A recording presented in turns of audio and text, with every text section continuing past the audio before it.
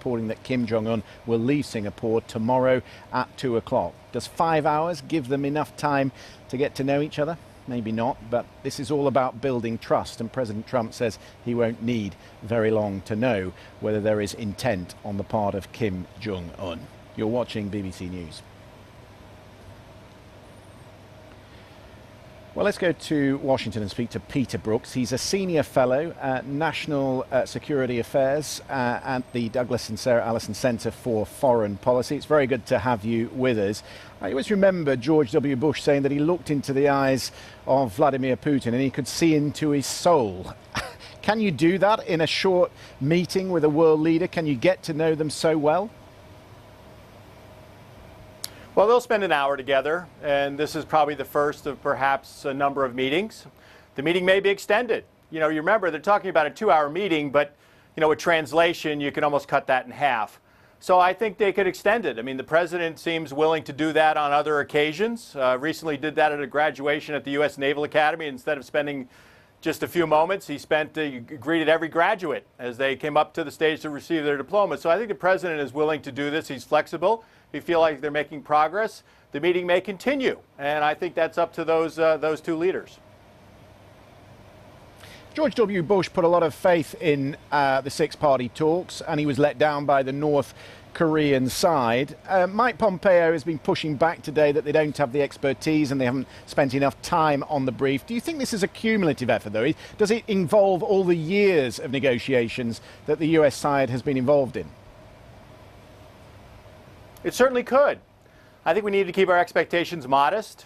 There was a significant change not too long ago from Kim Jong-un in terms of his views towards the United States and willingness to meet.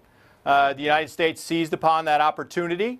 I think many of the officials have said that we should keep our expectations modest, and it may take a number of meetings, and I think that's very reasonable. So I don't think we should push it necessarily. I mean, we should seize the diplomatic opportunity here, test out North Korea's diplomatic intentions, get a better understanding of what they think about in terms of denuclearization. Mike Pompeo has laid that out. That's going to be critical, but I think it's going to take some time. But of course, we've had some benefit already. We've had Americans returned to the United States. We've had the destruction of some North Korean test facilities. We've had a significant reduction in tensions. Just think about it. A couple of months ago, talking about war, talking about fire and fury, talking about the North Koreans talking about turning Washington and Seoul into seas of fire. So we've had some benefits already in terms of this summit. So we'll have to see where we go from here, and we'll know in a few short hours as to where it might have a sense. We might have a sense of where it might be going. Yeah, these pictures that we're looking at as we're talking to you, underlining just how much of a transformation there's been. I just wonder, though, when Donald Trump says that he negotiates from a position of strength, does it undermine his cause, that he comes here from the G7, having reneged on a joint declaration and lambasting his closest neighbour and ally? What must Kim Jong-un think when he looks at that and says, well, even his allies can't trust him, why should we? Well, I mean, there's a number of ways to look at that, right? And each person is going to look at it and come away with it with a different impression, potentially. I think, another way that Kim Jong-un could look at it is that, look, this president is serious about protecting American interests. And he's even willing to have squabbles with close allies over protecting American interests. And he's clearly serious about doing that. And I better be serious about discussing the issues that are of importance to him. So that's another way of looking at it. I mean, once again, people are going to look at it the way they wish. And I think, I'm not sure to what extent Kim Jong-un is informed of this.